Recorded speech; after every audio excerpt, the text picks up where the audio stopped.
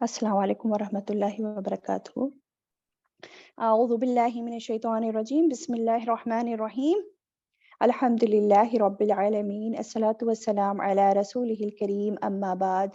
रब्बिश्रह ली सदरी व यस्सिर ली अमरी वहलुल उक़दतम मिन लिसानी यफ़क़हू क़ौली। आयत 155। फ़बिमा नक़दिहिम मीसाक़हुम व कुफ़्रिहिम बिआयातिल्लाह। फ़बिमा नक़दिहिम, बस बावजह तोड़ने के उनके, मीसाक़हुम अपने अहद को, व कुफ़्रिहिम और उनके कुफ्र के, बिआयातिल्लाह सात आयात के अल्लाह की, व क़त्लिहिमुल अंबिया और उनके कत्ल करने के अंबिया को, बिग़ैरिल हक़ बगैर हक़ के, व क़ौलिहिम और उनके कहने के, क़ुलूबुना गुल्फ़ दिल हमारे गिलाफ हैं, बल तबअ अल्लाहु अलैहा बल्कि मोहर लगा दी अल्लाह ताला ने उन पर, बिकुफ्रिहिम बावजह उनके कुफ्र के, फला बस नहीं, युमिनूना वो ईमान लाते, इल्ला कलीला मगर बहुत थोड़ा। ये इसका तर्जुमा। तो क्या बात हो रही है? फबिमा नक़दिहिम मीसाक़हुम, बस बावजह उनके तोड़ने के अपने अहद को। अभी के जैसे मैंने पीछे बताया ना पिछली आयतों में, तो अल्लाह ताला ने जो है इन बनी इसराइल से मुख्तलिफ मुनासिबतों के हिसाब से अलग अलग मौके पर डिफरेंट डिफरेंट अहद लिए, है ना। और लेकिन ये लोग बार बार जो है अपने अहद तोड़ते ही रहे, सरकशी करते ही रहे। तो इसलिए अल्लाह ताला यहाँ फरमा रहे हैं कि बस बावजह उनके तोड़ने के अपने अहद को, और स्पेशली जो कोहे तूर पर जो तूर का पहाड़ उठाकर इनके सरों पर रख दिया गया था और अहद लिया था तौरात को मजबूती से पकड़ने का, उसको फॉलो करने का। ठीक है, तो इनका ये जुर्म। और क्या जुर्म इनका? वकुफ्रिहिम बिआयातिल्लाह, और उनके कुफ्र की वजह से अल्लाह की आयत के साथ। कौन सी अल्लाह ताला की आयत का इन्होंने कुफ्र किया? एक तो इन्होंने देखें अल्लाह ताला की जो निशानियां जो मूसा अलैहिस्सलाम के साथ भेजी या और भी नबियों के पास भेजी, तो उन मौजज़ात का इन्होंने इनकार किया। सामने सामने देखी सारी निशानियां, लेकिन फिर भी ईमान नहीं लेके आए। फिर दूसरी चीज, जो अल्लाह ताला के अहकामात, वो भी जो है आयत होती है ना, तो निशानियां भी आयत होती हैं और अहकामात भी आयत होती हैं जो शरीयत उतर के आती है। तो तौरात जो अल्लाह ताला की किताब थी, जो अल्लाह की तरफ से आई थी, इसके अहकामात, तो इन लोगों ने या तो इन अहकामात को माना ही नहीं, उन पर अमल ही नहीं करके दिया, या फिर क्या किया इन्होंने, तावीलें कर दी, उसमें मनमानी तावीलें वो भी, और हेरा फेरी कर दी उन अहकामात में, और या फिर बाज अहकामात को छुपा दिया। तो ये सब क्या है? तो ये कुफ्र के अंदाज इनके, व कुफ्रिहिम बिआयातिल्लाह। और क्या जुर्म इनके? वक़त्लिहिमुल अंबिया, और उनके कत्ल करने के अंबिया को बगैर हक के, बिगैरि हक। और देखें ना, अंबिया का कत्ल जो है, नबियों का कत्ल, वो तो होता ही बगैर हक के है, कभी हक हो ही नहीं सकता। ये वो नबी, वो अंबिया जो आते हैं बाइसे रहमत बनकर इंसानों के लिए, लोगों की भलाई का सर चश्मा होते हैं, जो हम्म चाहिए तो ये कि उस पर ईमान लाया जाए, उनकी इज्जत की जाए, उनके साथ भी खैर भलाई का मामला किया जाए, है ना, उनका साथ दिया जाए जब उनकी जरूरत पड़े उनको। और कहाँ ये कि उनका कत्ल कर दिया जाए? तो ये तो उन कत्ल का भी हक हो ही नहीं सकता, इसलिए कहा बेगैरी हक। फिर आगे वक़ौलिहिम कुलूबुना गुल्फ, और उनके कहने के दिल हमारे गिलाफ हैं। और वो लोग क्या कहते थे कि हमारे दिल गिलाफ हैं, या हमारे दिल गिलाफों में हैं, बंद हैं, पर्दे पड़े हैं हमारे दिलों पर। तो ये भी इनकी हठ धर्मी का अंदाज, कि जब भी कोई उनको दीन की दावत देता, आप सल्लम ही उनको दीन की दावत देते, या कोई मुसलमान और दूसरा उनको दीन की तरफ बुलाता, तो ये बनी इसराइल क्या कहते कि तुम्हें जो कहना है कह लो, समझाना समझा लो, पर हम नहीं मानेंगे, हमारे दिल तो गुलाफ हैं, या हमारे दिल तो गुलाफों में बंद हैं, अब इनके अंदर कुछ और नहीं जाएगा, हम ऑलरेडी हिदायत याफ्ता लोग हैं, हम हमारे दिल ऑलरेडी इल्म के खजाने हैं, अब और कुछ चीज इनके अंदर नहीं जाएगी। या फिर ये कि हमारे दिल तो गिलाफों में बंद है, हमारे दिल पर तो पर्दे पड़े हुए हैं, अब हमें तुम्हारी बातें कुछ समझ नहीं आती हैं। तो ये इनका अंदाज कहने का। लेकिन ये लोग तो ऐसा सोचते हैं, लेकिन अल्लाह ताला ने क्या बता दिया, बल तबअ अल्लाहु अलैहा, बल्कि मोहर लगा दी अल्लाह ताला ने उन पर। ये असल रीजन। और ये देखें, मोहर लगाना, दिल पर मोहर लग जाना सबसे बड़ा नुकसान है ये दुनिया और आखिरत का, कि किसी को हिदायत से महरूम महरूम कर दिया जाए, दिल पर कुफ्र की मोहर लगा दी जाए, और वो शख्स गुमराही में ही फिरता फिरे। और अल्लाह ताला ऐसे ही किसी पर मोहर नहीं लगा देते। ایسے ہی کسی کو گمراہ نہیں کرتے، بلکہ کیا سبب ہوتا ہے اس کی گمراہی کا، مہر لگانے کا سبب ہوتا ہے اس انسان کا خود کا کفر، اس کی بے ایمانی. ٹھیک ہے، جیسے کہ پہلے بھی پڑھ چکے ہیں، فَلَمَّا زَاغُوا أَزَاغَ اللَّهُ قُلُوبَهُمْ، جب وہ ٹیڑھے ہوئے تو اللہ نے بھی ان کے دلوں کو ٹیڑھا کر دیا. یعنی کہ انسان پہلے خود ٹیڑھا ہوتا ہے، تبھی اللہ تعالیٰ پھر دلوں پر مہر لگاتا ہے، پھر دل اور زیادہ ٹیڑھے ہوتے چلے جاتے ہیں. آگے فرمایا فَلَا يُؤْمِنُونَ إِلَّا قَلِيلًا، بس نہیں وہ ایمان لاتے مگر بہت تھوڑا. یہ جو بات ہو رہی ہے کہ وہ ایمان لاتے مگر بہت تھوڑا، اس کے بھی دو معنی کرے گئے ہیں کہ یا تو بہت تھوڑے لوگ ہی ایمان لاتے ہیں، جیسے کہ بنی اسرائیل میں یہودیوں میں سے گنے چنے لوگ ایمان لائے تھے آپ صلی اللہ علیہ وسلم پہ، ہے نا. اکثریت نے تو منائی کر دیا تھا، انکار ہی کر دیا تھا، کفر کیا تھا. یا پھر دوسرا مطلب یہ ہے ایمان جو لاتے ہیں ان کا ایمان بہت ہی ویک ہوتا ہے، کمزور ہوتا ہے، بہت کم ایمان لاتے ہیں یا کم چیزوں پر ایمان لاتے ہیں، اور ان کا ایمان سچا خالص ایمان نہیں ہوتا. ٹھیک ہے، کیونکہ دل تو ان کے کفر کے عادی ہو گئے نا، اس لیے. اب دیکھیں ہمیں اس آیت سے کیا سمجھ میں آئی بات، کہ انسان کو دین کی بات کب سمجھ میں نہیں آتی. کب نہیں آتی سمجھ؟ تب نہیں آتی سمجھ جب اس کے اپنے دل کے اندر انکار کا رجحان ہوتا ہے. جب انسان کا دل خود انکار کی طرف رجحان رکھے ہوئے ہے، پھر ایسا انسان نہ کچھ حق کو سننا چاہتا، نہ سمجھنا چاہتا، نہ حق کو قبول کرنا چاہتا، تو ان کو حق بات سمجھ نہیں آتی پھر. اسی لیے تو دیکھیں نا، ایمان لانے کی پہلی شرط کیا ہے؟ پہلی شرط یہی ہے کہ دل سے اقرار کرنا، پھر زبان سے گواہی دینا، پھر شعوری طور پر جب انسان جو ہے دل کی خوشی سے جب ایمان لاتا ہے تو وہ اصلی ایمان ہوتا ہے. تبھی جو ہے اللہ کے دیے احکامات کو وہ سنتا بھی ہے، ایکسیپٹ بھی کرتا ہے، اور اس پر چلنے کی کوشش بھی کرتا ہے. ٹھیک ہے، تو اور کیا بات سمجھ میں آ رہی ہے کہ انسان کے گناہ جو ہوتے ہیں نا، اس کو مزید اس کے لیے نیکی کے راستے بند کر دیتے ہیں. اور اس کا اپوزٹ بھی ہے کہ ایک نیکی دوسری نیکی کا راستہ کھولتی ہے، مزید اس کے لیے ہدایت کے راستے کھلتے چلے جاتے ہیں. اور پھر اللہ تعالیٰ کسی پر ظلم نہیں کرتا، انسان کے جو اپنے گناہ ہیں نا وہی اس کو ہدایت توفیق سے محروم کرتے ہیں. تو یہ بات یاد رکھنی چاہیے، سمجھنے کی بات ہے یہ کہ کب جو ہے دل پر پردے پڑتے ہیں، کب ایسا ہوتا ہے. چلے نیکسٹ آیت دیکھتے ہیں، آیت 156. وَبِكُفْرِهِمْ وَقَوْلِهِمْ عَلَى مَرْيَمَ بُهْتَانًا عَظِيمًا، اور باوجہ ان کے کفر کے اور ان کے باندھنے کے اوپر مریم علیہ السلام کے بہتان بہت بڑا. یہ بنی اسرائیل، یہ جو یہودی تھے، انہوں نے بہت بڑے بڑے جرم کیے. اب آپ دیکھتے جائیں، لائن میں گنتے جائیں کیا کیا انہوں نے. وَبِكُفْرِهِمْ وَقَوْلِهِمْ عَلَى مَرْيَمَ بُهْتَانًا عَظِيمًا، مریم علیہ السلام پر بھی انہوں نے بہت بڑا بہتان لگایا تھا، ہے نا. عیسیٰ علیہ السلام کو نعوذ باللہ انہوں نے ولد الزنا کہا. اور کیا، اور بعد میں پھر عیسیٰ علیہ السلام کا انکار بھی کر دیا، ہے نا، ان کو مانا بھی نہیں کہ یہ نبی ہیں، اور بعد میں ان کو قتل کرنے کی کوشش بھی کی تھی، ابھی دیکھیں گے ہم. تو یہ سب ان لوگوں کے کفر کے انداز. اللہ تعالیٰ ان سب آیتوں میں بنی اسرائیل کی غلطیوں کو، ان کے جرموں کو بتا رہے ہیں، اور ایک غلطی نہیں، غلطی پہ غلطی یہ لوگ کرے جا رہے ہیں، ہے نا. پھر نیکسٹ آیت میں پھر کیا بتایا جا رہا ہے، 157 پہ آ جائیں.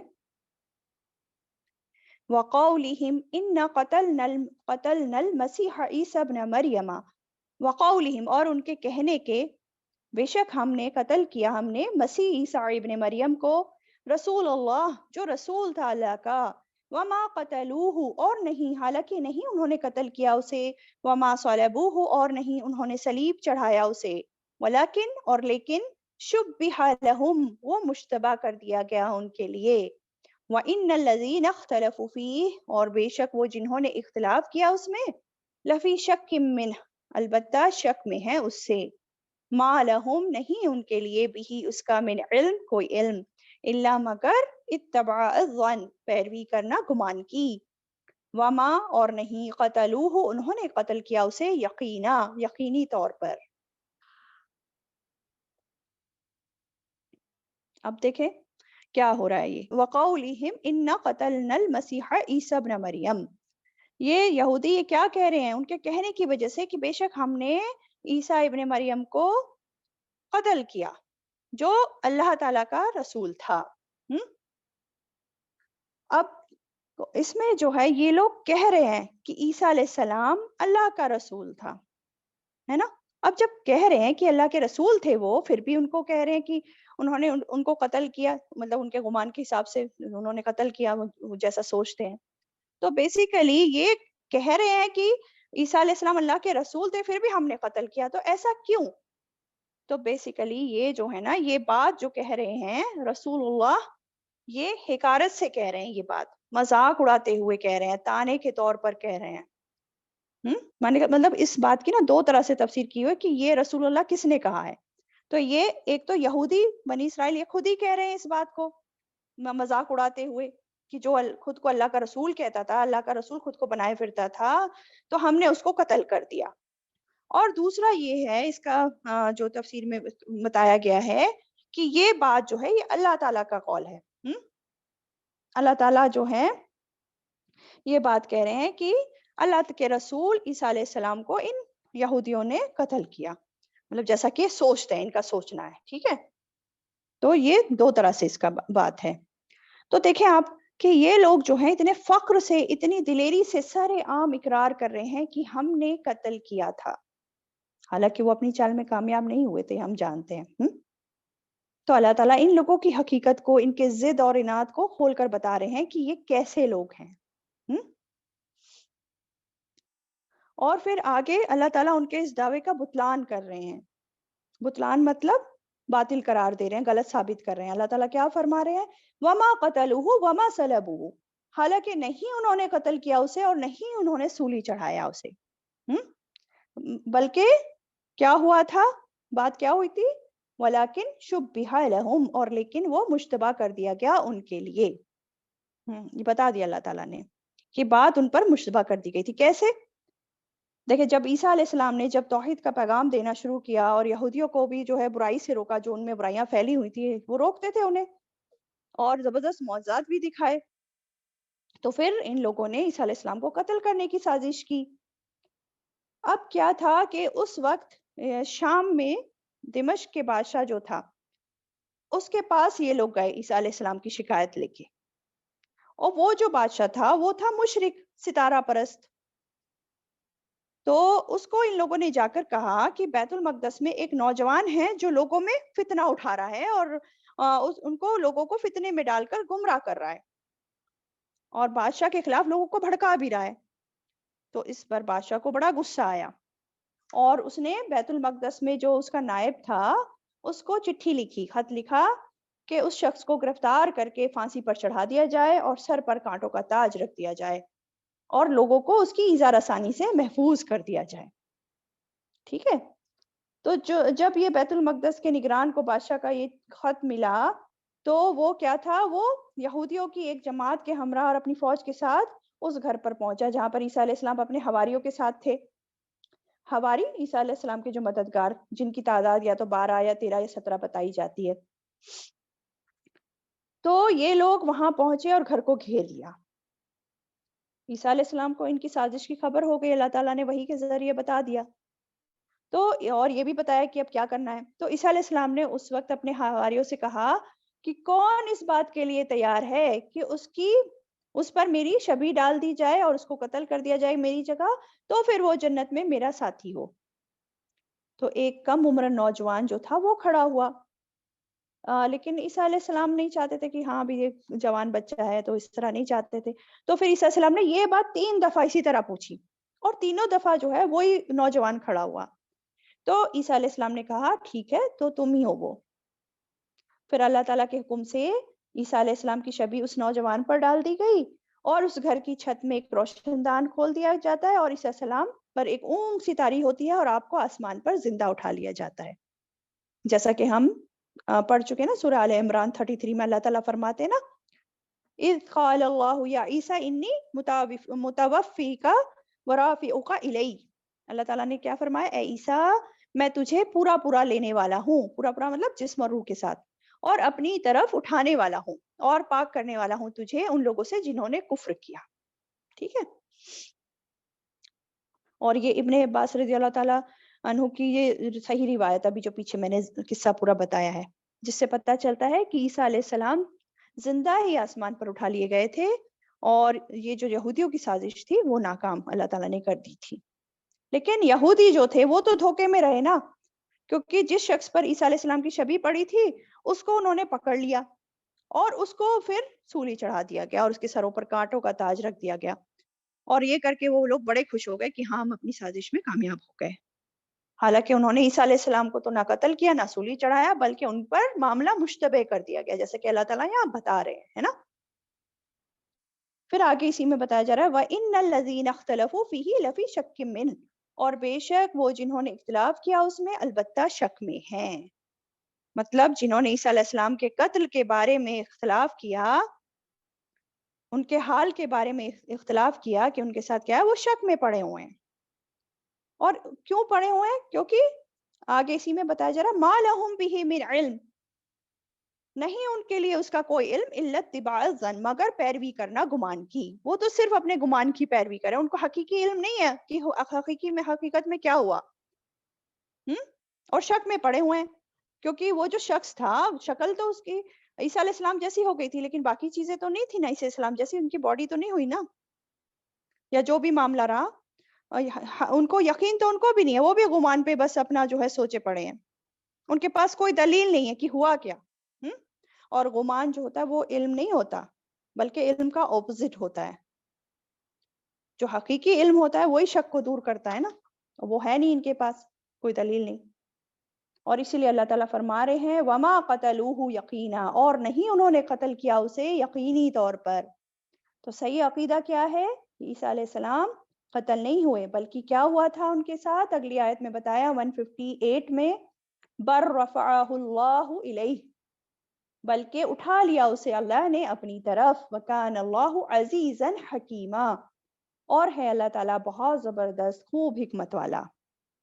اللہ تعالیٰ نے عیسیٰ علیہ السلام کو ان کے جسم اور روح کے ساتھ اوپر اٹھا لیا تھا اپنی طرف، اور یہ بات اللہ تعالیٰ کے لیے کوئی مشکل نہیں ہے، کیونکہ اللہ تعالیٰ کی دیکھیں دو صفت بتائی ہیں، عزیزا حکیما، بہت زبردست خوب حکمت والا۔ تو اللہ تعالیٰ کے لیے کوئی مشکل نہیں، عزیز ہے اللہ تعالیٰ، بہت زبردست ہے، غلبے والا ہے، قوت والا ہے، ساری قدرت رکھنے والا ہے، اور حکمت والا بھی ہے۔ یہ سب معاملات اس طرح پیش آنے تھے، یہ کیوں آنے تھے اس طرح پیش؟ کیونکہ اللہ تعالیٰ کو معلوم ہے کون سی چیز کیسے ہونی چاہیے، اس کی حکمتوں پر یہ ساری چیزیں ہیں۔ اور پھر دوسری بات یہ کہ دنیا جو ہے آزمائشوں کی جگہ ہے، تو یہ بھی بہت بڑی آزمائش تھی لوگوں کے لیے کہ کون حق کو قبول کرتا ہے اور کون نہیں کرتا ہے۔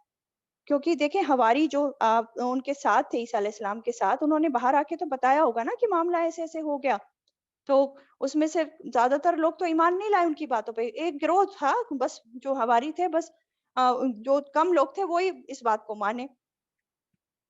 تو اللہ تعالیٰ ایک تو یہ بات ہے کہ آزمائش میں پڑے یہ لوگ، اس کی وجہ سے یہ اللہ تعالیٰ کی حکمت تھی۔ اللہ تعالیٰ چاہتا تو سب کے سامنے اٹھا لیتا نا عیسیٰ علیہ السلام کو، سب کو دکھا کے کہ ہاں دیکھو میں تو اسے اٹھا رہا ہوں، اور اصل چیز یہ ہے، لیکن اللہ تعالیٰ کے ہر فیصلے اس کی حکمت پر مبنی ہوتے ہیں۔ اس لیے یہاں فرمایا کہ وَكَانَ اللَّهُ عَزِيزًا حَكِيمًا۔ ٹھیک ہے، الحمدللہ۔ آیت 159 پر آ جاتے ہیں۔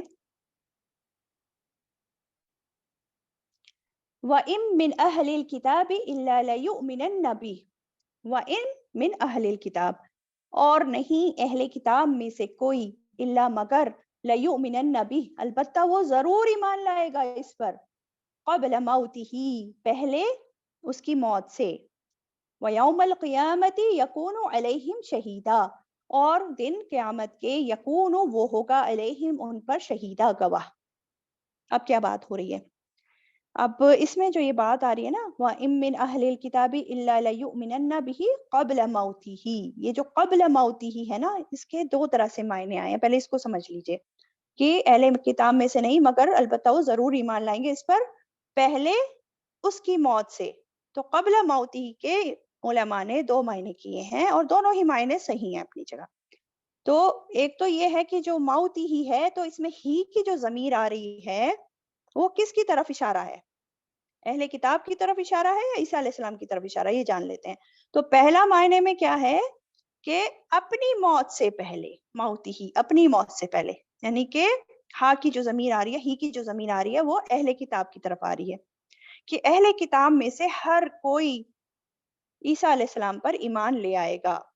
مراد کیسے ہے اس میں، کیسے کہ ہر اہل کتاب چاہے یہودی ہو یا عیسائی ہو، وہ مرتے وقت جب اس کی جان کلی کی حالت ہوتی ہے تو اس کو پتا چل جاتا ہے کہ وہ جس عقیدے پر تھا، وہ عیسیٰ علیہ السلام کے بارے میں وہ گمراہ عقیدے پر تھا اور عیسیٰ علیہ السلام قتل نہیں ہوئے تھے، اس کو اصل پتا چل جاتی ہے موت کے وقت۔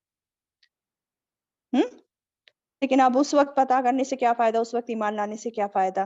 اب تو توبہ کے دروازے بند ہو گئے نا جب موت کا دروازہ کھل گیا تو ایک تو یہ بات، اور دوسرا معنی کیا کیا گیا کہ عیسیٰ علیہ السلام کے فوت ہونے سے پہلے، موتی ہی مطلب عیسیٰ علیہ السلام کی طرف اشارہ، یعنی کہ عیسیٰ علیہ السلام کے فوت ہونے سے پہلے ہر اہل کتاب جو ہے ان پر ایمان لے آئے گا۔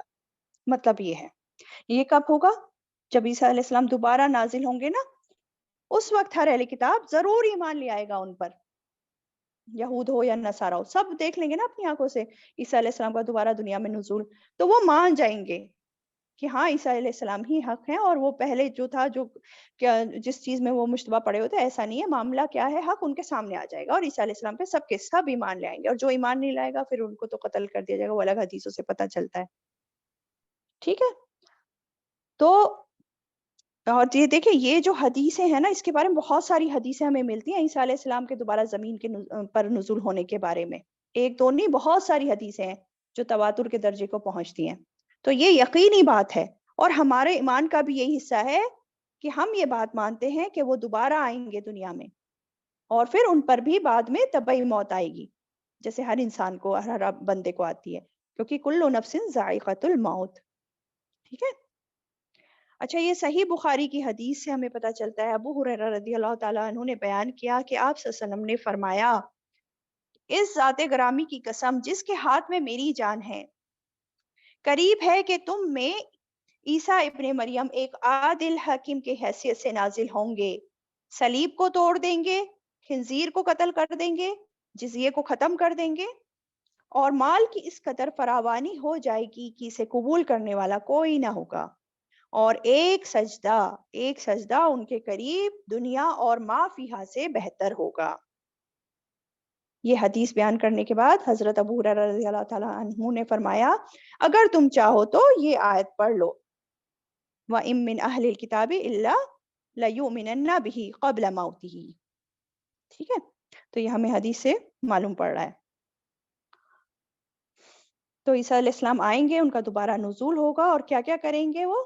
ایک تو وہ عادل حکمران ہوں گے، ہے نا، پھر صلیب کو توڑ دیں گے، کیونکہ صلیب کیا ہے، کراس کیا ہے، ان کی پہچان ہے نا، ان کے دین کا ایک نشانی ہے، اور کراس کو یہ لوگ سوچو پوچھتے ہیں، اپنے گلے میں ٹانگتے ہیں اور اپنی نشانی کے طور پہ یوز کرتے ہیں، حالانکہ دیکھا جائے تو اگر ان کے عقیدے کے حساب سے بھی دیکھا جائے تو صلیب پر اگر ان کو چڑھایا گیا اور اس پر قتل کیا گیا تو صلیب سے تو نفرت ہونی چاہیے، ہے نا، جیسے ہمارا کوئی بچہ ہے اور کسی بچے کو کسی چیز کی وجہ سے چوٹ لگ گئی تو اس چیز کو تو سب سے پہلے گھر سے اٹھا کے پھینکیں گے نا باہر، یا اس کو اٹھا کے پوجنے لگیں گے، چومنے لگیں گے کہ ہاں تم نے ہمارے بچے کو چوٹ پہنچائی۔ تو یہ تو مطلب سوچ کے باہر ہے کہ اس طرح سے کوئی کرے، تو یہ صلیب کو ہی اس کو جو ہے نشانی بنائے ہوئے ہیں دین کی، اور اسی کی کو پوچھتے ہیں اور یہ سب کرتے ہیں، ہے نا۔ اسی طرح خنزیر کو قتل کر دیں گے، جزیہ ختم کر دیں گے، اور اتنا عدل ہوگا اس زمانے میں کہ مال اس قدر ہوگا کہ کوئی جو ہے اس کو قبول کرنے والا نہیں ہوگا۔ سبحان اللہ، کتنا اچھا زمانہ ہوگا وہ۔ پھر آگے بتایا، وَيَوْمَ الْقِيَامَةِ يَكُونُ عَلَيْهِمْ شَهِيدًا، اور دن قیامت کے وہ ہوگا ان پر گواہ، کون؟ عیسیٰ علیہ السلام، ہے نا۔ عیسیٰ علیہ السلام ان لوگوں کے خلاف گواہی دیں گے قیامت کے روز جن لوگوں نے عیسیٰ علیہ السلام کو معبود بنا لیا تھا، الہ بنا لیا تھا، انہی کے خلاف گواہی دیں گے، اور ان کے خلاف بھی دیں گے جنہوں نے عیسیٰ علیہ السلام کا انکار کیا تھا، ان کی بات نہیں مانی تھی، ہے نا۔ یہ ہم انشاءاللہ ڈیٹیل میں پڑھیں گے، سورہ مائدہ میں پڑھیں گے، آیت 117 میں، اس میں آتا ہے یہ سب۔ تو قیامت کے روز اللہ تعالیٰ عیسیٰ علیہ السلام کو کھڑا کریں گے اور پوچھیں گے کہ کیا تم نے کہا تھا کہ اللہ کے سوا میری اور میری والدہ کی عبادت کرنا؟ تو عیسیٰ علیہ السلام فرمائیں گے کہ میں نے تو ایسا کوئی بات نہیں کہی تھی، میں نے تو بس یہی حکم دیا تھا کہ عبادت کرو اللہ کی، جو میرا بھی اور تمہارا بھی رب ہے۔ اور پھر عیسیٰ علیہ السلام کہیں گے کہ میں جب تک ان میں رہا تب تک ان پر میں گواہ تھا، پھر جب تو نے فوت کر دیا مجھے تو ہی ان پر نگران تھا اور تو ہی ہر چیز پر خوب گواہ ہے. تو عیسیٰ علیہ السلام اس طرح جواب دیں گے کہ جب تک میں ان کے بیچ تھا تب تک تو میں گواہی دیتا ہوں کہ انہوں نے کیا کیا کیا کیا کیا نہیں کیا، لیکن میں جب دنیا سے چلا گیا تو پھر مجھے نہیں معلوم انہوں نے میرے پیچھے کیا کیا. اور اللہ تعالیٰ تو ہی دیکھنے والا ہے، تو ہی جانتا ہے سب کچھ. ٹھیک ہے، چلیں نیکسٹ آیت پہ آ جاتے ہیں، آیت 160. فَبِظُلْمٍ مِّنَ الَّذِينَ هَادُوا، بس باوجہ ظلم کے ان لوگوں کے جو یہودی بن گئے. حرمنا علیہم طیبات، حرام کر دی ہم نے ان پر پاکیزہ چیزیں.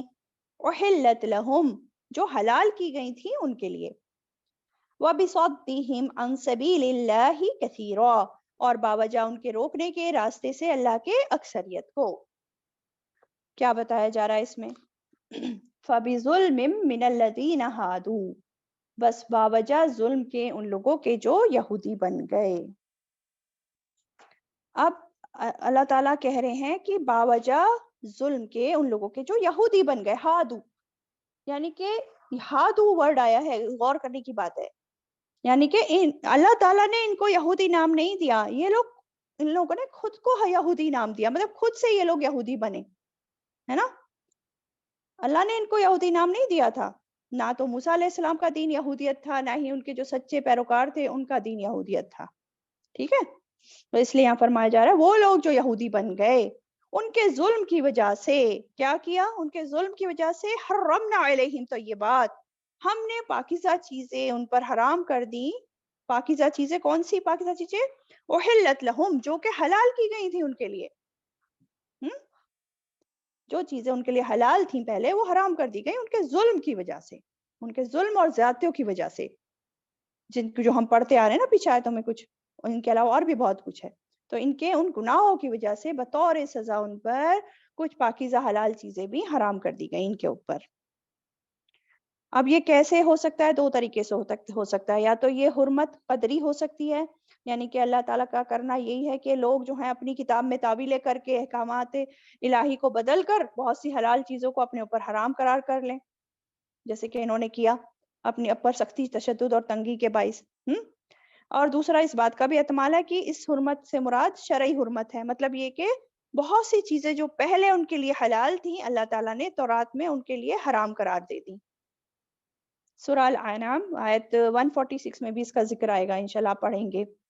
جو 146 آیت ہے نا، وَعَلَى الَّذِينَ هَادُوا حَرَّمْنَا كُلَّ ذِي ظُفَرٍ، اور آگے بھی اس آیت میں جس کے میننگ میں آتا ہے اور اوپر ان لوگوں کے جو یہودی ہوئے ہم نے ان پر ہر ناخون والے جانور حرام کر دیے تھے، اور گایوں اور بکریوں سے ان کی چربی حرام کر دی تھی سوائے اس کے جو ان کی پیٹھ پر لگی ہو یا انتڑیوں میں ہو یا ہڈیوں سے ملی ہو.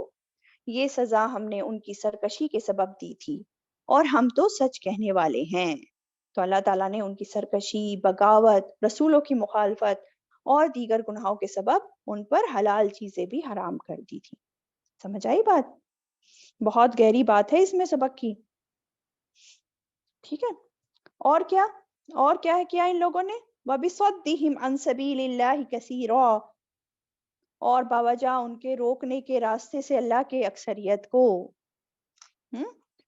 اور کیا سبب بنا کہ یہ لوگ جو تھے اللہ کے راستے سے بہت زیادہ روکنے والے بنتے تھے. بہت زیادہ لوگوں کو بھی روکا انہوں نے اور بہت زیادہ بھی روکا. ان لوگوں نے خود بھی حق کی پیروی نہیں کی اور دوسرے لوگوں کو بھی حق کی پیروی کرنے سے انہوں نے روکا.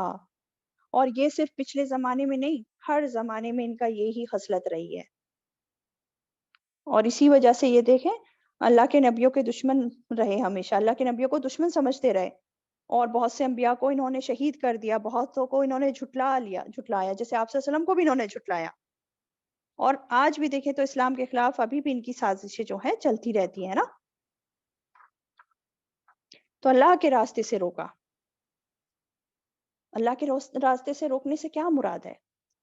یعنی کہ لوگوں کو اللہ کے دین سے روکنا، اس کی شریعت کو فالو کرنے سے اس میں رکاوٹیں ڈالنا، دین پر چلنے نہ دینا، لوگوں کو مشکل بنا دینا اس پر چلنا، مذاق اڑا کر یا جیسے بھی. اب یہ مطلب کس طرح روک سکتا ہے انسان؟ کیسے روکتے تھے یہ؟ دیکھیں ڈائریکٹلی بھی روک سکتے ہیں زبان سے مذاق اڑا کر، یا اور بھی طریقے سے، یا ہاتھ سے بھی روک سکتے ہیں. یا انڈائریکٹلی کیسے روکنا؟ اپنے اعمال سے، اپنے رویوں سے. اب جیسے ان کے علماء ہی تھے مدینہ میں، جو تھے یہود کے علماء، جب ان کے پاس دوسرے لوگ آتے تھے مشرکوں میں سے پوچھنے کے لیے کہ نبی سچا نبی ہے یا نہیں ہے، ان کے علماء کو تو معلوم تھا ہاں سچا نبی ہے، پھر بھی کیا کہتے تھے؟ نہیں، اس کی بات مت سنو. منع کرتے تھے، انہیں روکتے تھے. اور اسی طرح ان کا گروہ کیا کرتا تھا، ہم پہلے بھی پڑھ چکے ہیں. یہودیوں کے لوگ کیا کرتے تھے؟ صبح میں تو ایمان لے آتے تھے، دن بھر جو ہے مسلمانوں کی محفلوں میں رہتے تھے، اور شام میں چھوڑ دیتے تھے، مطلب دین سے پھر جاتے تھے. تو ان کے رویے کو دیکھ کر دوسرے لوگ بھی جو ہے ان کے دل میں بھی شک و شبہات پیدا ہوتے تھے، اور وہ بھی پھر کچھ ان میں سے جو ہے پھر دین سے پلٹنے کی ان کی بھی پھر جاتے تھے، ان کو دیکھا دیکھی، ہے نا. تو اس طرح سے یہ لوگ اللہ کے راستے سے روکتے تھے، اور یہ آج بھی ہو رہا ہے اسی طرح سے. تو اس آیت سے دیکھیں ہمیں بہت ساری چیزیں پتہ چل رہی ہیں، اور بہت ہی امپورٹنٹ سبق ہیں اس میں. سب سے پہلی بات تو یہ دیکھیں کہ اللہ تعالیٰ بعض وقت کسی انسان سے یا کسی گروہ سے یا کسی قوم سے اس کے گناہوں کی وجہ سے، اس کی نافرمانیوں کی وجہ سے اس کو جو نعمتیں ملی ہوتی ہیں نا، ان کو چھین لیتا ہے اللہ تعالیٰ. یعنی کہ جو چیزیں دیکھیں نا حلال تھی ان کو حرام کر دیتا ہے. یا اور کیا ہوتا ہے کہ بعض وقت کوئی نعمت ملنے والی ہوتی ہے لیکن انسان اس سے محروم ہو جاتا ہے اپنی کسی غلطی کی وجہ سے، اپنے بڑے گناہ کی وجہ سے. اب اس کی مثال آپ لے سکتے ہیں، آپ صلی اللہ علیہ وسلم کے زمانے میں کیا ہوا تھا؟ آپ صلی اللہ علیہ وسلم جو ہیں گھر سے باہر تشریف لا ہی رہے تھے لوگوں کو بتانے کے لیے کہ کون سی رات جو ہے لیلۃ القدر کی رات ہے نا، کیونکہ آپ کو وحی کے ذریعے بتا دیا گیا تھا. لیکن جب آپ باہر آئے تو دیکھا دو لوگ آپس میں جھگڑ رہے ہیں. تو آپ صلی اللہ علیہ وسلم نے پھر بتایا کہ ان دونوں کے جھگڑے کی وجہ سے جو ہے یہ علم مجھ سے اٹھا لیا گیا. اب اس آخری عشرے کی راتوں میں تلاش کرو تم لیلۃ القدر کی رات کو. تو دیکھیں نا، دیکھا جائے تو ایک اتنی بڑی جو بات یقینی تھی کہ لیلۃ القدر کی رات کون سی ہے، اس کا علم اٹھ گیا. اتنی بڑی خیر جو تھی وہ ہٹا لی گئی. حالانکہ دیکھیں اس میں بھی اللہ تعالیٰ کی حکمت تھی. یہ بھی اچھا ہی ہوا کیونکہ اب جو ہے ہم 10 راتوں میں جو ہے ڈھونڈتے ہیں لیلۃ القدر کی رات کو، ہم اور زیادہ عبادت کرنے کی کوشش کرتے ہیں، ہے نا. یہ بھی بہتری ہوئی خیر. لیکن بات سمجھنے کی کیا ہے؟ بات سمجھنے کی یہی ہے کہ انسانوں کے جھگڑے فساد کی وجہ سے، گناہوں کی وجہ سے انسان نعمتوں سے محروم ہو جاتا ہے. اس لیے ہمیں بھی ڈرتے رہنا چاہیے کہ کہیں ہمارے گناہوں کی وجہ سے، جھگڑے فساد کی وجہ سے کہیں ہم سے جو ہے نیکیوں کے موقع نہ چھن جائیں، ہم محروم نہ ہو جائیں نیکیاں کرنے سے. گھروں میں بھی آپ دیکھیں، جب گھروں میں لوگوں کے بیچ اختلاف ہوتے ہیں، لڑائی جھگڑے ہوتے ہیں، فساد ہوتا ہے نا، کیا ہوتا ہے؟ کھانے پکے کے پکے رہ جاتے ہیں، فلاں ناراض ہو کے اٹھ کے چلا جاتا ہے، فلاں چلا جاتا ہے اور کھانا نہیں کھاتے ہیں، اور کھانا جو ہے اللہ تعالیٰ کی نعمت سامنے رکھا رہتا ہے اور بیکار ہو جاتا ہے. تو کیا ہوا؟ نعمتیں سامنے ہیں لیکن حرام کر دی گئی، ہے نا. یہ تو چھوٹا سا اگزامپل. پھر اور کیا سبق ہے اس آیت میں؟ ایک یہ سبق بھی ہے کہ ہم اللہ کے دین سے لوگوں کو روکنے والے نہ بن جائیں. اس کا بھی ہمیں خیال رکھنا ہے. ہمیں اپنے اخلاق کا، اپنی زبانوں کا، ہمارے رویوں کا جائزہ لیتے رہنا چاہیے. کہیں ہم ان لوگوں میں تو نہیں کہ ہماری خرابیوں کی وجہ سے جو ہے لوگ اسلام کو ہی برا کہہ رہے ہیں، اسلام کو ہی برا سمجھ رہے ہیں، اس کی طرف آنے سے ڈر رہے ہیں، اسلام کی بدنامی کا سبب بن رہے ہیں کہیں ہم. ایسا تو نہیں ہے. ہمارے جو غلط معاملات ہم کر رہے ہیں اس کی وجہ سے دوسروں کو اسلام کی طرف آنے کی رکاوٹ ہم کریٹ کر رہے ہیں، ہے نا، نفرت دلا رہے ہیں اسلام سے. تو ہمیں اللہ کے دین سے روکنے والے لوگوں میں نہیں بن رہا ہے. اپنے اخلاق، اپنے ہر معاملات، ہر چیز اپنی اچھی کرنی ہے. اور یہ ساری آیتوں میں اللہ تعالیٰ بنی اسرائیل کی باتیں بتا رہے ہیں تاکہ ہم عبرت لیں، ہے نا. یہ باتیں جان کر ہم اپنا جائزہ لیں کہ یہ سب جو ہیں چیزیں انہوں نے کی، یہ ہمارے اندر تو نہیں، اگر ہیں تو اصلاح کریں. اور آج آپ دیکھیں کہ مسلمانوں میں یہ ساری چیزیں اور یہ ساری خرابیاں آ چکی ہیں، تو اصلاح کی بہت زیادہ ضرورت ہے نا. چلیں نیکسٹ آیت دیکھتے ہیں کیا ہے. وَأَخْذِهِمُ الرِّبَا، اور باوجہ ان کے لینے کے سود کو، وَقَدْ نُهُوا عَنْهُ، حالانکہ تحقیق وہ روکے گئے تھے اس سے، وَأَكْلِهِمْ، اور باوجہ ان کے کھانے کے، أَمْوَالَ النَّاسِ، مال لوگوں کے، بالباطل، باطل طریقے سے، وَأَعْتَدْنَا لِلْكَافِرِينَ مِنْهُمْ عَذَابًا أَلِيمًا، اور تیار کر رکھا ہے ہم نے کافروں کے لیے ان میں سے عذاب دردناک. مزید ان کے جرموں کا ذکر ہے. کیا کرتے ہیں یہ لوگ؟ کیا سبب ان کو ان کے اوپر جو ہے یہ سارے پریشانیاں آئیں. وَأَخْذِهِمُ الرِّبَا، اور باوجہ ان کے لینے کے سود کو. سود، حالانکہ تحقیق وہ روکے گئے تھے اس سے. ان کی جو کتاب تھی تورات، اس میں باقاعدہ منع کیا گیا تھا، سود حرام تھا، پھر بھی جو ہے ان لوگوں نے وہ حکم نہیں مانا، ہیلا سازی کر کے اپنے اوپر حلال کر لیا. اور آج بھی آپ دنیا میں دیکھیں جو سودی نظام چل رہا ہے اس کے پیچھے کون ہے مین؟ یہ یہودی ہیں. سب سسٹم یہ چلائے پڑے ہیں. اللہ تعالیٰ نے دیکھیں جس جس چیزوں سے روکا تھا وہی کام یہ لوگ پوری ہٹ دھرمی کے ساتھ کرے، ہے نا، کرتے رہے اور آج بھی کر رہے ہیں. پھر اور کیا ہے؟ وَأَكْلِهِمْ أَمْوَالَ النَّاسِ بِالْبَاطِلِ، لوگوں کے مال باطل طریقے سے کھانا. تو یہ لوگ جو ہیں باطل طریقے سے لوگوں کے مال، اور باطل طریقے سے کھانے میں کیا کیا چیزیں آ جاتی ہیں؟ اس میں دیکھیں سود بھی آ جاتا ہے، رشوت بھی آ جاتی ہے، چوری، ڈاکہ، جوا، دھوکے بازی کر کے، مطلب باطل طریقے میں سب چیزیں آ جاتی ہیں. ایک تو حق کے بغیر کسی کا مال لے لینا، یا شریعت کے طریقوں کے خلاف جو ہے کسی کا مال لے لینا، یہ سب باطل طریقے میں آ جاتا ہے. تو ان سب گناہوں کی وجہ سے کیا ہے ان لوگوں کے لیے؟ وَأَعْتَدْنَا لِلْكَافِرِينَ مِنْهُمْ عَذَابًا أَلِيمًا، اللہ تعالیٰ نے ان میں سے جو کافر لوگ ہیں ان کے لیے دردناک عذاب تیار کر رکھا ہے. استغفر اللہ. اب اس میں جو پوائنٹ آیا نا منہم، ان میں سے، اس سے جو ہے یہ بات پتا چل رہی ہے کہ سارے کے سارے جو ہیں وہ خراب نہیں ہیں، کچھ اچھے بھی ہیں ان میں، لیکن جو خراب ہے، جو یہ سارے جرم کر رہے ہیں اور جنہوں نے یہ سب جرم کیے ہیں، ان کے لیے ہے للکافرین منہم کی بات ہے، ان کے لیے عذاب الیما ہے. ٹھیک ہے، کیونکہ چند لوگ اچھے بھی ہیں ان میں، سارے کے سارے خراب نہیں ہیں. کچھ لوگ مسلمان بھی ہو گئے، کچھ لوگ اسلام بھی لیا ہے، سدھر بھی گئے. تو ان لوگوں کے لیے کیا ہے؟ دردناک عذاب ہے. اور ان کے لیے صرف آخرت میں نہیں، دنیا میں بھی ذلت اور رسوائی ہے. بھلے ہی وہ کتنے بھی دولت مند ہو جائیں، کچھ بھی ہو جائیں، ان کو عزت حاصل نہیں ہوگی، اور آخرت میں بھی دردناک عذاب ہے ان لوگوں کے لیے. پھر اگلی آیت میں کیا بتایا جا رہا ہے؟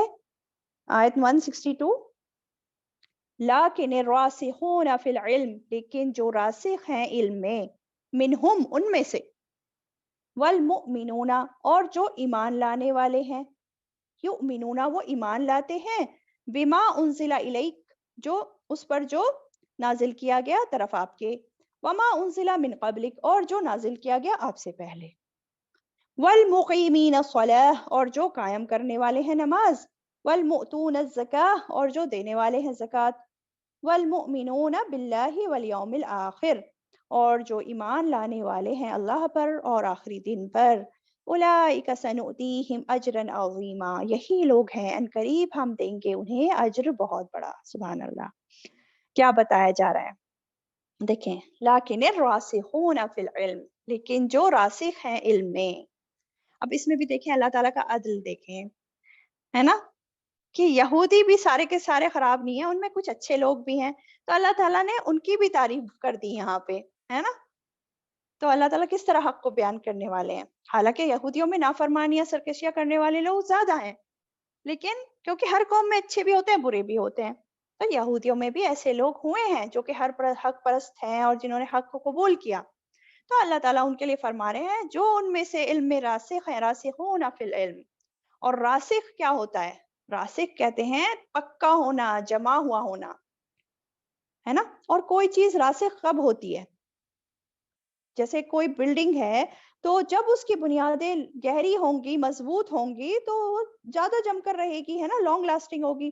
اسی طرح جس پیڑ کی جڑیں جو ہیں جڑ پکڑ لیتی ہیں اور جڑیں گہری اور مضبوط ہوتی ہیں تو وہ جم جاتا ہے نا، آسانی سے گرتا نہیں ہے. تو علم کو بھی راسخ کرنے کے لیے یہ نہیں کہ ایک دو دن میں ہو جائے گا، تو اس کے لیے بھی آپ کو ٹائم دینا ہوگا، وقت لگانا ہوگا، سیکھنا ہوگا، تبھی جا کے یہ جڑ پکڑے گا، تبھی جو ہے راسخون فی العلم انسان بنے گا. اگر ہم مسلمانوں کو دیکھ لیں تو راسخون فی العلم ہونے کے لیے سب سے پہلے کیا ہے؟ دین کے قواعدوں کا علم ضروری ہے، بنیادیں مضبوط کرنی ضروری ہیں سب سے پہلے، ہے نا. قرآن کو سب سے پہلے ٹھیک سے پڑھنے آنا چاہیے، اس کا ترجمہ کرنا آنا چاہیے صحیح طریقے سے. اسی طرح حدیث ہمیں پڑھنی آنی چاہیے اور ان کا ترجمہ بالکل ٹھیک ٹھیک کرنا آنا چاہیے. تو یہ تو اصول ہے، پہلے یہ آنا چاہیے. پھر آگے جو اس کے پیڑ کے جو ہیں बड़ा होता है, फिर उसकी ब्रांचेस होती हैं और ये सब होता है, ब्रांचेस को बाद में सीखा जाता है।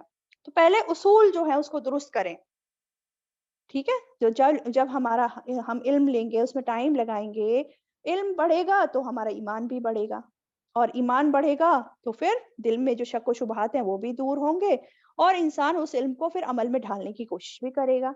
हुँ? तो इस तरह क्या होगा, रासिखून फिल इल्म इंसान हो जाएगा। और जो रासिखून फिल इल्म होते हैं ना, वो झगड़े फसाद भी नहीं करते, बहसे मुबाहिसे भी नहीं करते। बल्कि क्या होता है, जब उनको कोई बात पता चल जाए, सही बात, तो अपनी गलती को मान लेते हैं जो वो गलत कर रहे होते हैं और फौरन अपनी इस्लाह कर लेते हैं। वो लोग होते हैं रासिखून फिल इल्म। हुँ? और रासिखून फिल इल्म जो होते हैं ना, वो किसी ताज्जुब का शिकार नहीं होते, है ना? कि अपने बड़ों के आबा-ओ-अजदाद की अंधी तक़लीद करते रहें, ऐसे नहीं होते। ख्वाहिशात की पैरवी नहीं करते रहते वो। बल्कि जब वो देखते हैं कि अल्लाह और रसूल का क्या हुक्म है, जब हुक्म पता चल गया, हक़ का पता चल गया, उसको मान लिया और उस पर चलने की कोशिश की। भले ही वो खुद की नफ्स के खिलाफ क्यों नहीं जारी हो बात, ठीक है? तो वो लोग जो इल्म में पुख्ता हैं, रासिखून फिल इल्म, ये बात समझ लें, रासिखून फिल इल्म। और रासिखून फिल इल्म ये जो है इब्न अब्बास रज़ियल्लाहु ताला अन्हु फरमाते हैं कि ये उनमें से बात हो रही है ना, लाकिन रासिखून फिल इल्म मिनहुम, यानी कि बनी इस्राइल में से जो थे, अहले किताब में से जो रासिखून फिल इल्म थे, तो इब्न अब्बास रज़ियल्लाहु ताला अन्हु फरमाते हैं, ये इशारा है अब्दुल्लाह बिन सलाम रज़ियल्लाहु ताला अन्हु और इसी तरह जो हैं जो उबई इब्न क़ाब, उसैद बिन साया, सलबा बिन साया, जो मुसलमान हो गए थे ना ये यहूदी, हुँ? तो ये पहले से भी जो थे अहले इल्म लोग थे, इल्म में पुख्ता थे, पहले से भी जमे हुए थे और ये फिर बाद में ईमान भी ले आए थे। ठीक है? तो इनकी तरफ मुराद है, इब्न अब्बास रज़ियल्लाहु ताला अन्हु की फरमान के मुताबिक, ठीक है? तो बेसिकली जब इंसान इल्म में पुख्ता होता है ना, रासिखून फिल इल्म होता है, तो ये इंसान को बातिल से बचा लेता है और हक की तरफ आने के लिए रास्ता खोल देता है। बात आई समझ में? बातिल से बचाता है और हक की तरफ आने का रास्ता खोल देता है। लेकिन देखें जो अल्लाह के दीन से दूसरों को रोकता है ना इंसान, जो खुद गुमराह होता है, उनकी कोशिश क्या रहती है? जी, उनकी कोशिश यही रहती है कि लोगों को सही इल्म से दूर रखा जाए। अब आप देखें ना, हम मुसलमानों में भी क्या है, क्या कहा जाता है कि हाँ ठीक है, कुरान की तिलावत करिए, आप हिफ्ज़ भी कर लीजिए कुरान को अच्छे से, अच्छी तरह उसको जो है तजवीद वगैरह भी सीख लीजिए। लेकिन कुरान और हदीस को समझ-बूझ हासिल करना, उससे रोका जाता है कि नहीं तुम उसका जो है तर्जुमा तफसीर खुद से मत पढ़ो, हदीस खुद से मत पढ़ो। मतलब आम लोगों को इससे रोका जाता है। क्यों रोका जाता है? क्योंकि कुछ लोगों का कारोबार तो इस तभी चलता है ना जब लोग जो है जाहिल होंगे, कुरान और सुन्नत का इल्म नहीं होगा, तभी तो उनके कारोबार चल रहे हैं। अगर इल्म हो जाए तो सब खराबियों से रुक जाए ना मुसलमान, जितने भी ये शिर्क और बिदअत और ये सारे काम चल रहे हैं जिनसे उनकी दुकानें भर रही हैं। हुँ?